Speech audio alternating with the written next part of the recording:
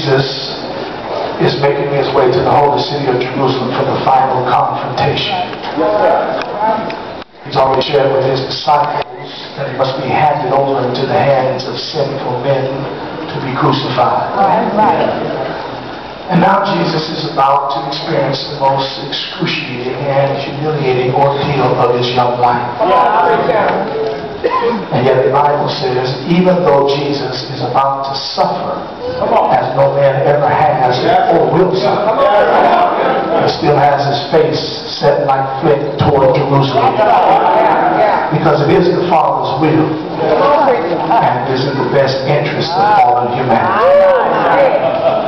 So the Bible says as he makes his way to Jerusalem, he passes through a city called Jericho. At the time of this text, Jericho was an important and prosperous city located on the border of Judea, about 15 miles northeast of Jerusalem.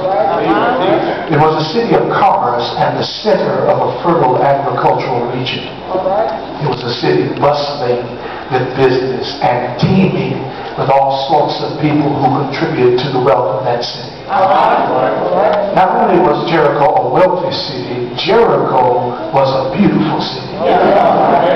Jericho was known as the city of palms, the place where the sweet fragrance of balsams lingered in the air and sumptuous gardens dotted the landscape.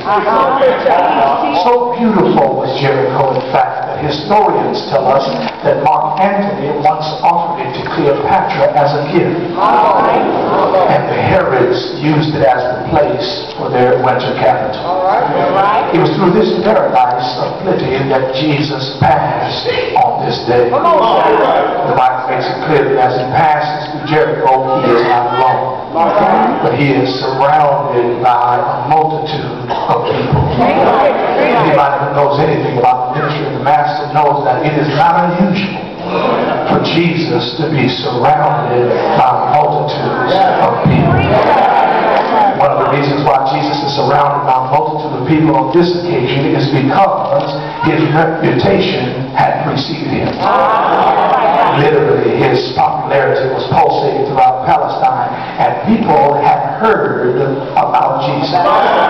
So they were curious about him. They wanted to see this bold, daring, courageous, charismatic, sinner-loving preacher. A